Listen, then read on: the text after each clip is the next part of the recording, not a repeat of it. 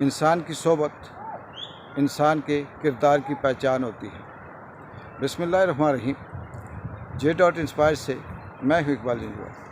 नाज़रीन, एक बच्चा भागता हुआ अपने वालिद साहब के पास गया और कहता है, पप्पा मुझे समझ नहीं आ रही कि मैं जब बाहर निकलता हूँ, सोसाइटी में निकलता हूँ, लोगों से मिलता हूँ तो मेरी वैल्यू उस तरह से नहीं नज़र आती। मुझे लगता है कि मेरी वैल्यू कम है।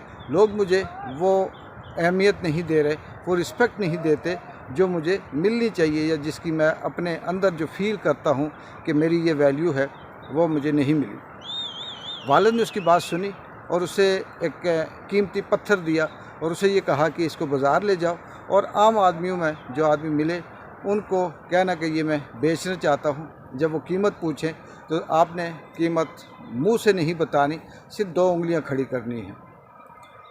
वो शख्स वो कीमती पत्थर लेके बाज़ार गया, लोगों के दरमियान पहुंचा तो उसने कहा, जी कि ये मैं बेचना चाहता हूँ। आम आदमी ने जब उसे देखा, बड़ा खूबसूरत पत्थर था, कीमती पत्थर था, उसे पूछा कि कितने में बेच रहे हो। उसने इस तरह से इशारा किया कि ये इतने का है। तो वो शख्स बोला, अच्छा खैर ये इतना सस्ता 200 रुपये का है, मुझसे 200 रुपये ले लो, मुझे दे दो। वो शख्स वो पत्थर लेके वापस अपने वालिद के पास गया, क्योंकि वालिद ने उसे बताया हुआ था कि आपने इसको बेचना नहीं है, कीमत जब कोई बताएगा तो वापस ले आना। दूसरे दिन वालिद ने फिर उसे कहा कि इस पत्थर को अब आप ऐसा करें कि सरमायादार के पास, अमीर लोगों के ग्रोह में जाएं और वहाँ जाके इसकी कीमत लगाएं, और किसी ने पूछा तो इसी तरह से यही इशारा करना और कीमत बताएंगे, बेचना नहीं है, वापस आ जाना। वो शख्स दूसरे दिन वो कीमती पत्थर लेके फिर बाज़ार गया। वहाँ ताजिर बैठे हुए थे, सरमायादार बैठे हुए थे, उनके सामने उसने कहा, जी कि ये मैं बेचना चाहता हूँ।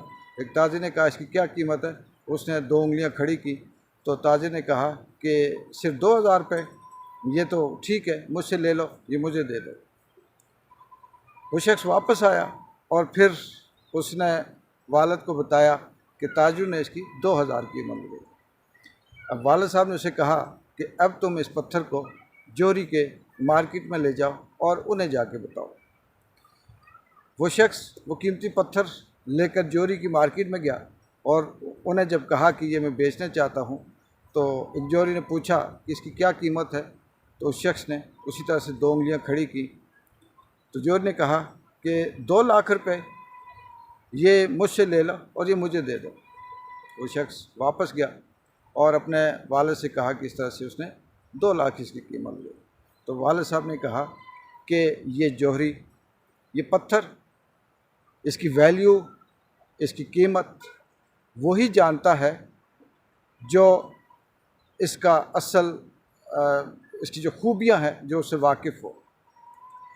अब इसकी वैल्यू, पत्थर तो वही है, कीमत वही है, आम आदमी की नज़र में और है, सरमायादार की नज़र में और है, और जो जोहरी है उसकी नज़र में और है। उसने कहा कि बेटा, तुम जो कहते हो कि तुम्हारी यहाँ पे वैल्यू कम है, जो तुम एक्सपेक्ट करते हो, जो तुम चाहते हो, जिस लेवल की तुम्हारी सोच है, लोग रिस्पेक्ट नहीं देते। इसकी वजह यह है कि तुम्हारी जो कंपनी है वो ठीक नहीं है, उस कंपनी की वैल्यू कम है।